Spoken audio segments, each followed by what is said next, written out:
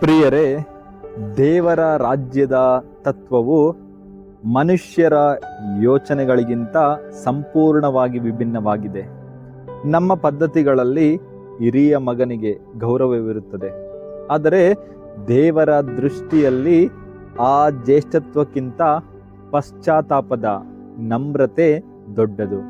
ಇದುವೇ ಇಂದಿನ ಶುಭ ಸಂದೇಶದಲ್ಲಿ ಪ್ರಭು ಯೇಸು ಕ್ರಿಸ್ತರು ಹೇಳುವ ಸಾಮತಿ. ಒಬ್ಬ ತಂದೆಗೆ 2 ಮಕ್ಕಳಿದ್ದರು. ತಂದೆ ತನ್ನ ಹೊಲದಲ್ಲಿ ಅಂದರೆ ದೇವರ ಕಾರ್ಯ ಒಂದು ಕೆಲಸ ಮಾಡಲು ಹೋಗು ಎಂದಾಗ ಮೊದಲ ಮಗನಿಗೆ ಹೇಳಿದರು. ಆ ಮಗನು ಮುಖಕ್ಕೆ ಹೊಡೆದಂತೆ ನಾನು ಹೋಗುವುದಿಲ್ಲ ಎಂದು ಹೇಳಿದ. ಆದರೆ ನಂತರ ಮನಸ್ಸು ಬದಲಾಯಿಸಿ ಪಶ್ಚಾತ್ತಾಪಪಟ್ಟು ಹೋಗಿ ಆ ಕೆಲಸ ಮಾಡಿದ. ಇವನೇ ಆ ಸಮಾಜದ ಬಹಿಷ್ಕೃತರಾಗಿದ್ದ ಸುಂಕದವರಿರಬಹುದು, ವೇಶ್ಯರ ಒಂದು ಪ್ರತಿನಿಧಿ. ಅವರು ಮೊದಲು ಪಾಪದಲ್ಲಿ ದೇವರ ಚಿತ್ತ ಬೇಡ ಎಂದಿದ್ದರು, ಆದರೆ ನಂತರ ಸ್ನಾನಿಕ ಯೌವಾನನ ಒಂದು ಕರೆಯನ್ನು ನಂಬಿ ಕೃಪೆಯಲ್ಲಿ ಹೌದು ದೇವರ ಕೆಲಸಕ್ಕೆ ಹೋದರು.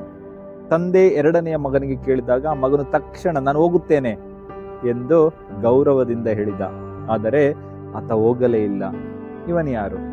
ದೇವರಿಗೆ ಎಲ್ಲವೂ ಗೊತ್ತು, ಧರ್ಮದ ನಿಯಮಗಳನ್ನು ಕಟ್ಟುನಿಟ್ಟಾಗಿ ಪಾಲಿಸುತ್ತೇವೆ ಎಂದು ಹೇಳಿದ. ಆದರೆ ಯೇಸುವಿನ ಕರೆಯನ್ನು ಮತ್ತು ಪಶ್ಚಾತ್ತಾಪದ ಸಂದೇಶವನ್ನು ತಿರಸ್ಕರಿಸಿದ ಧಾರ್ಮಿಕ ನಾಯಕರು, ಮುಖ್ಯ ಯಾಜಕರು ಇವರು.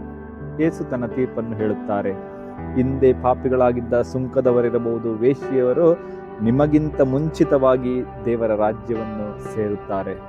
ಇದು ದೈವಿಕ ತಿರುವು. ದೇವರು ನಮ್ಮ ವಂಶಾವಳಿ, ನಮ್ಮ ಸ್ಥಾನಮಾನ ಅಥವಾ ನಮ್ಮ ಹೊರಗಿನ ವೇಷಭೂಷಣಗಳನ್ನು ನೋಡುವುದಿಲ್ಲ. ಆತನಿಗೆ ಬೇಕಾಗಿರುವುದು ನಮ್ಮ ಕ್ರಿಯೆ ಮತ್ತು ನಮ್ಮ ಪ್ರಾಮಾಣಿಕತೆ. ನಮ್ಮ ಅಹಂಕಾರದ ಮಾತುಗಳಿಂದ ನಮ್ಮ ನಮ್ರತೆಯ ಕ್ರಿಯೆ ದೊಡ್ಡದು. 2ನೇ ಮಗನು ಹೌದು ಎಂದು ಹೇಳಿ ಹೋಗದೆ ಹೋದದ್ದು ಅವನ ಅಹಂಕಾರ.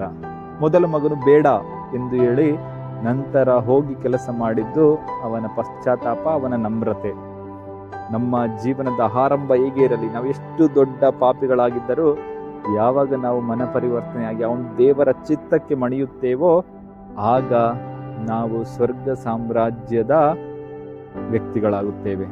ಪ್ರಿಯರೇ, ಇಂದು ನಾವು ಪ್ರಭುವಿನಡೆಗೆ ಮರಳಿ ಹೋಗೋಣ. ಪಶ್ಚಾತ್ತಾಪದಿಂದ, ವಿನಯದಿಂದ ದೇವರನ್ನು ವಿಶ್ವಾಸಿಸೋಣ.